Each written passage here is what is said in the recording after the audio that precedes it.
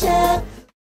Today we're traveling north down 295 to visit Cherry Grove Cheese Farm in Lawrenceville, New Jersey. I'm looking for head cheesemaker Sam Kennedy, so you guys can get an inside look on how he produces some of the most amazing cheese that you're ever going to taste. So if you're ready, America, let's go. And I got the man right here, Sam Kennedy. Sam's going to show us all about Cherry Grove Farm, but especially the cheese. So this is the beginning of it. This is the milking parlor. So we'll be here for about an hour every day. We'll get about, right now we're getting about 150 gallons of milk a day from the cows. General rule of thumb is 1 gallon of milk makes about 1 pound of cheese. Sam is a classically trained chef and has only been the head cheesemaker for a few years at Cherry Grove. 12 at a time. Okay. With his extensive culinary background, he takes the flavor profiles of these cheeses to a new level. You always want to be sure, you know, that the product's always going to be good. So, cheers. And my challenge is going to be matching his passion and creativity when we do a cheese tasting in Philadelphia for a group of hungry diners. Stay true, stay true to yourself, and it'll always come out good. But first, let's learn the process from the farm to your fork. So these are my caves.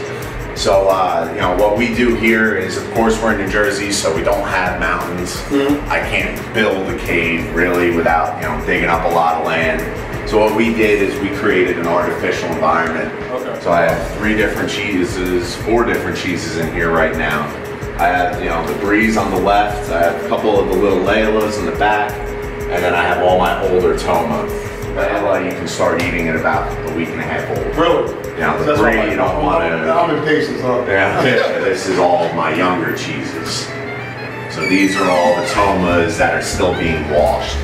Just the color on them, just by itself, is like amazing to me. And then, and you can see these are the youngest up front here. Yeah. So they're, young, very young, getting a little older. You can start seeing that yellow coming in, a little more well-defined here. That's actually yeast growing. Really? And then as it starts to redden, that's that bacteria coming in for that orange. And that's what I'm looking for, and that's a natural thing to this environment. Everything in this room is under 2 months old. Wow. So that's how quickly that will actually grow. Now right off the bat you're gonna get some ammonia that's coming from this cheese. The Havilas right here. These are actually this year's. So what I'm selling is last year's right now. So this is what I made this year. This will be ready. Sam produces about 14 various types of cheese, from a very young cheese curd to a luscious brie. And I'm going to try to sample each one of them today. Now, why are my cheeses so complex? And the only thing I can really come up with is that there's not too many people out there that are as stringent with grass-fed as what we are. Wow. So you're really getting a lot of the flavors of the land from our milk. Cherry Grove has certified organic pastures that the animals graze from, and it really reflects in the product. So it's true, true New Jersey here. What I got in the tank here is, at this moment in time, is curds and whey. So you can see, down below, we got our cheese curds. That's the good stuff. That's what I'm trying to capture to make cheese with today. All this liquid that you have on top is the whey. Okay. I got 175 gallons of product here. I'll typically make I'll get about 21 10.5-pound wheels out of this. Wow. Now Sam's draining off the whey, so we're left with nothing but that beautiful curd.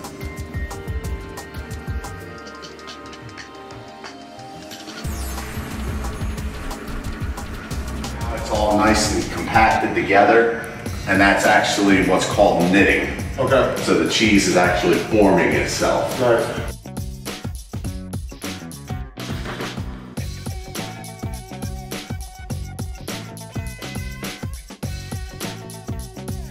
So all we're going to be doing here is, we're just taking these blocks and throwing them into molds. So, got curds and whey here. You can see, I'm pushing down a little just to kind of push a little bit of that out. All right, what are we waiting for? See if I can put cheese in the mold. Set it right in and just kind of grab one of these. It'll pull out. then just plop it right in there.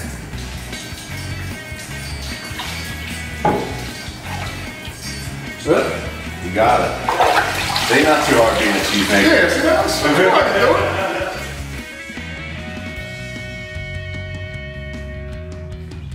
So what we're going to be doing is you just kind of hold your hand and you can watch those creases kind of disappear on you. And what we're doing is trying to get that nice flat rind around the outside. So we're just really pulling it tall. Yep, just like that.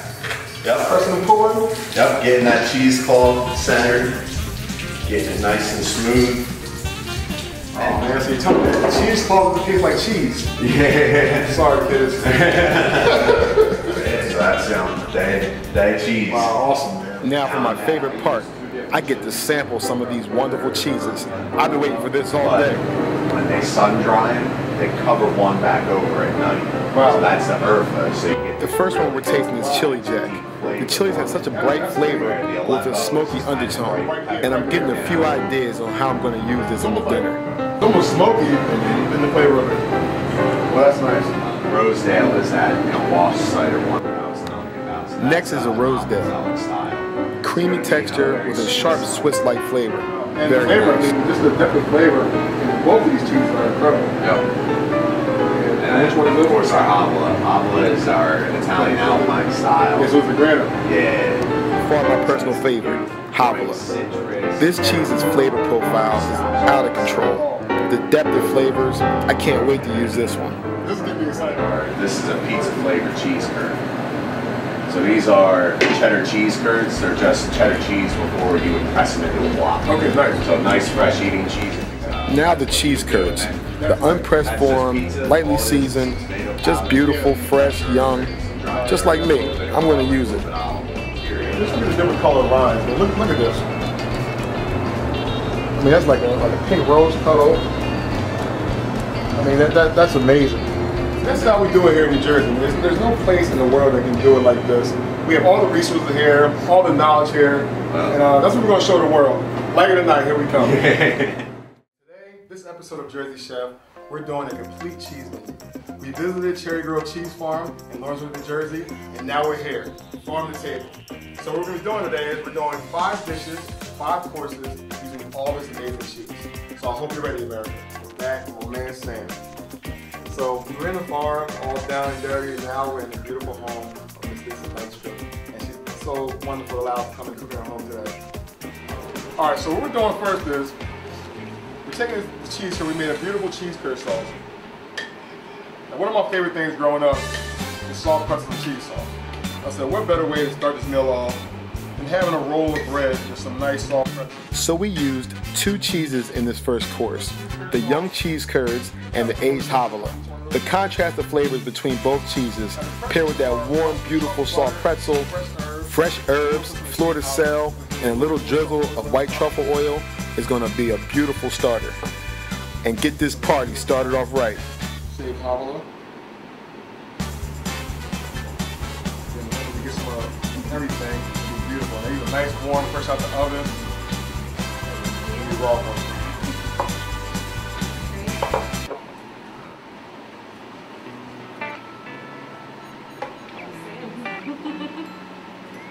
Got good flavor in there. Nice and soft, warm. A little salt crystal. Yeah, that's what kind of just like brightens the palate up. It's nice with oil. Yeah. Nice herb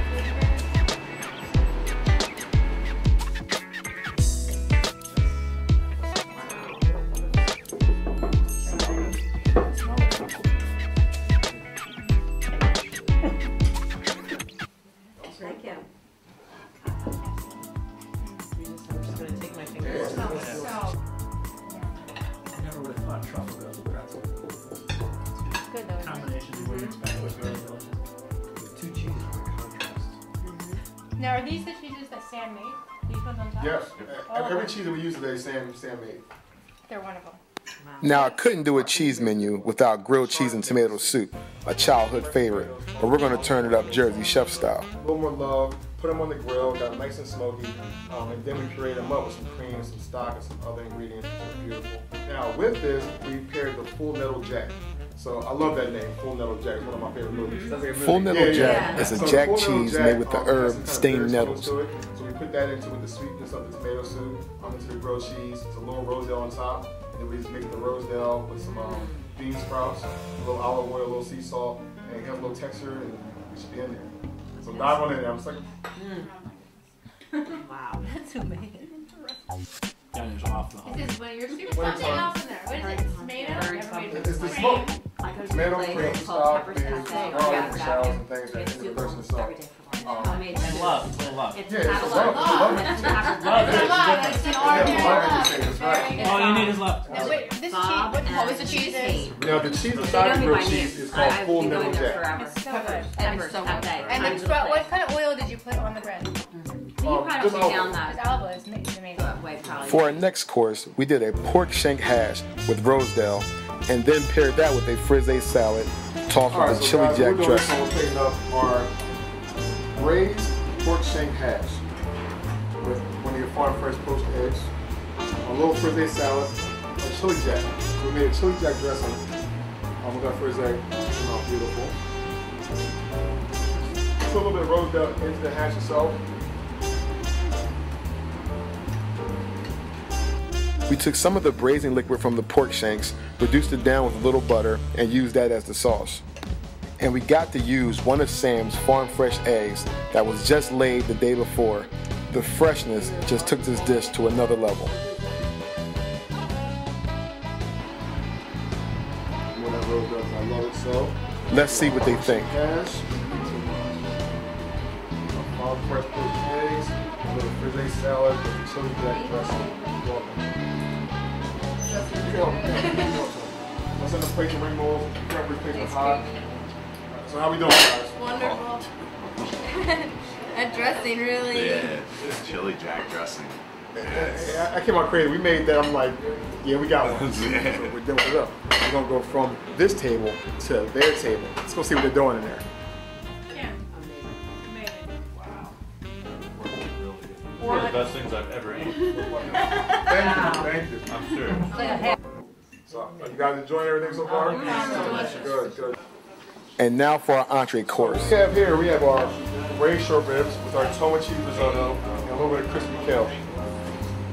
We use toma cheese in the risotto like butter. It has such a buttery quality to it and flavor that we just mounted the risotto. That would be a perfect complement to that crispy kale and those beautiful braised short ribs. We grilled them. We get a little bit of smoke on it. That's the best part right there. All right, so that's it. We have our toma risotto, braised short ribs, and a little crispy kale. Guys, you're outdone yourselves. I've never had someone taste like that before. Oh, wow. Man, this is phenomenal. That's my dream as, you know, as a cheesemaker now, is to be able to supply a chef like yourself with something that you can be this creative with. Yeah, and transform, man. Yeah. We're not just making sandwiches, you know.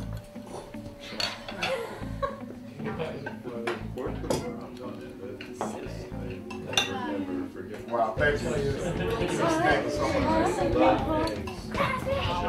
Down. The best. That combination. This sweet barbecue sauce.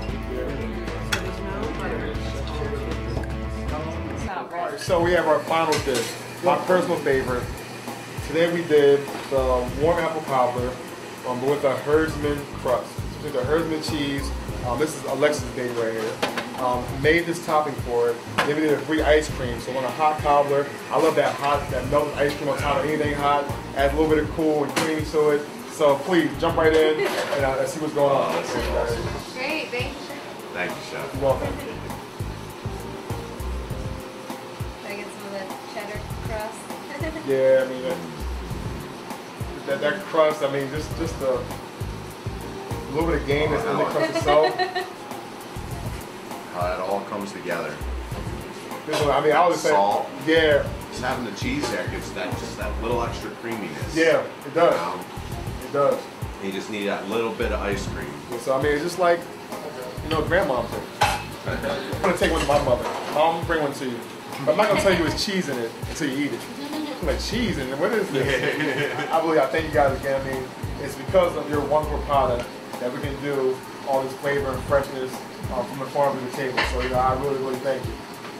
America reaps the benefits because you're going to see finally the passion of the farmer, not just the chef, but the farmer and the producers themselves and how we bring it all together. So You wind up with wonderful meals like this. Thank you so much. All right, and finally, for our final course of the evening, we have our Herdsman apple cobbler with the salted caramel and brie ice cream. In this dessert, we use cheese two ways. We made a beautiful brie ice cream, but what I love the most is we put a Herdsman cheese, a very gamey cheese mixed into that beautiful cobbler crust, paired with that sweetness from the apples and the caramel. It's just a beautiful thing. It's one of the 4 aged cheeses, so it kind of adds that salty kind of gaminess to the crust itself with that sweetness. This is a really good contrast. So you guys dig in, enjoy, and thank you so much for allowing Jersey Chef to come to your house. Thank you.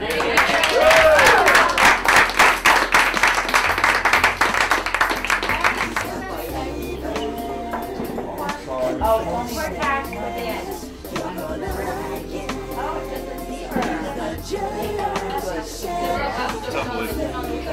And thank you for letting me come into your home, taking the farm to the table full of flavor and freshness. This is Jersey Chef. And freshness.